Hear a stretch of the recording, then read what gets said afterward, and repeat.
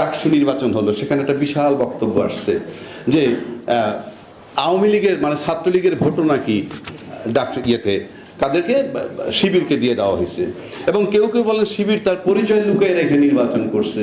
আরে ভাই, পরিচয় লুকিয়ে রেখে করলে সমস্যাটা কোথায়?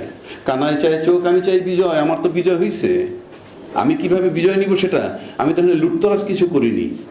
আর একটা বিষয় আপনাকে পরিষ্কার করি, এই যে বয়ান তৈরি করছে যে আপনার কি বলে, আপনি যে একটা সিম্পল দিকে তাকান, বিএনপি মানে ছাত্র দল ভিপি জিএস এজিএস পদে ভোট পেয়েছে কত?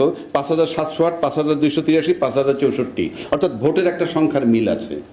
ইটস ক্লিয়ার যে এই ভোটগুলো তাদের, কোনো সন্দেহ নাই। কিন্তু শিবিরের এই ভোট নাই। শিবিরের ভোট হবে এই রেশিওতে 2500, 3000 করে পার হেড।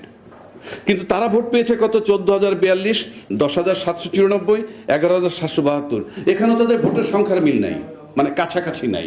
তাহলে ভোট কারা দিল? এখন বলবেন ছাত্রলীগ দিচ্ছে। ছাত্রলীগ যদি দিত তাহলে জগন্নাথ হলের ভোটটাও দেখতে হবে। জগন্নাথ হলের ভোটটায় কি হয়েছে?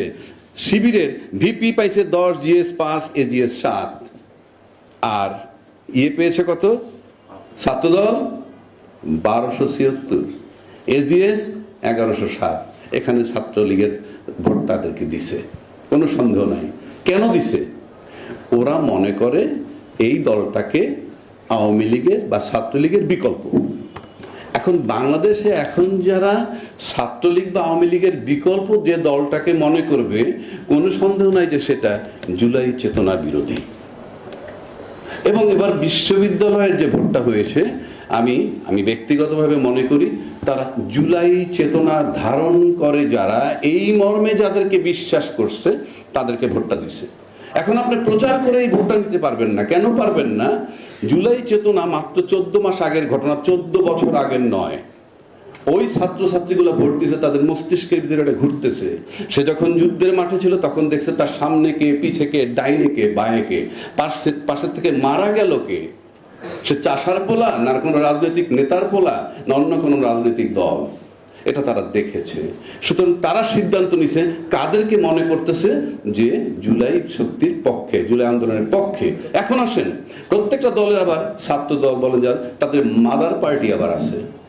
আপনি মাদার পার্টি যখন বলে অভ্যুত্থানের কিছুদিন পর যে রাষ্ট্রপতিকে অপসারণ করলে সাংবিধানিক সংকট হবে, এটার মানে জুলাই বিরোধী চেতনা তার।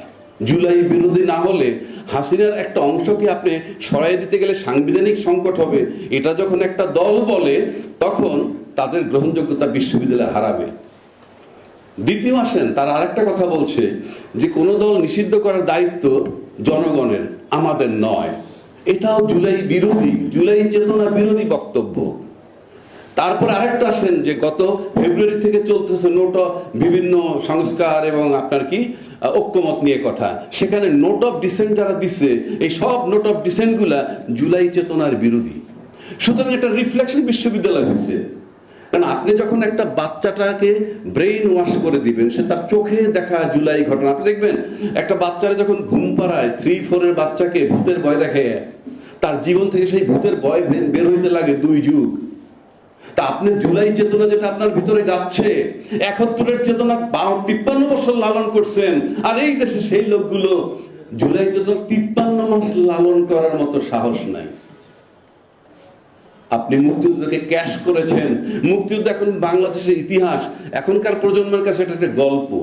এর মানে এই না যে মুক্তিযুদ্ধের চেতনা আমি বিরোধী। আপনি যদি জুলাই চেতনায় সবচেয়ে যে ছেলেটা ব্রিলিয়ান্ট একটা ছেলেকে যদি লিখতে দেন যে বাংলাদেশের ইতিহাস লেখো, তার পক্ষে 71 বাদ দেওয়া সম্ভব না। কারণ আপনি 71 বাদ দিলে তো দেশ থাকে না। সুতরাং এটা অবান্তর প্রপাগান্ডা। আপনি জুলাইয়ের চেতনা আপনাকে লালন করতে হবে। যেই মুক্তিযোদ্ধারা বলে, আপনি একটা জিনিস কল্পনা করেন তো, মুক্তিযোদ্ধার ইতিহাস যদি আপনি দেখেন, আপনি জিয়াউর রহমানের মতো একটা ব্যক্তি, যে দলটা এখন সবচেয়ে বড়, নির্বাচন করলে ক্ষমতায় যাবে, তাদের জিয়াউর রহমান সাহেবের যখন খেতাব কেড়ে নেয় বীর উত্তম, খেতাবটা যখন কেড়ে নেয়, সে তো মুক্তিযোদ্ধা। তখন অন্য মুক্তিযোদ্ধারা, আওয়ামী দলের অন্য মুক্তিযোদ্ধারা মুচকি মুচকি হাসছে, একবার কোনো প্রতিবাদ করছে? সে তো মুক্তিযোদ্ধা। এবং জিয়াউর রহমান সাহেবের মতো মুক্তিযোদ্ধা খুব রেয়ার। কেন রেয়ার? তারা ছিল পাকিস্তান আর্মি, 11 জন সেক্টর কমান্ডার পাকিস্তান আর্মি। তারা রিভোল্ট করছে দেশপ্রেমের কারণে, আর কোনো কারণ নাই। তারপর তার বিধবা পত্নী, তুই দুইবার বা তিনবার প্রধানমন্ত্রী ছিলেন, আমি বাদ দিয়ে দিলাম। উনি একটা মুক্তি, ওই জিয়া রহমানের মতো একটা মুক্তিযোদ্ধার পত্নী, তাকে যখন মইনুল হোসেন রোড থেকে বের করে দেওয়া হয়, তাদের কোটি কোটি সাপোর্ট একটা লোক জাহাঙ্গীর গেটের সামনে গিয়েও দাঁড়ায় নাই। তারা যখন বলে যে জুলাই চেতনা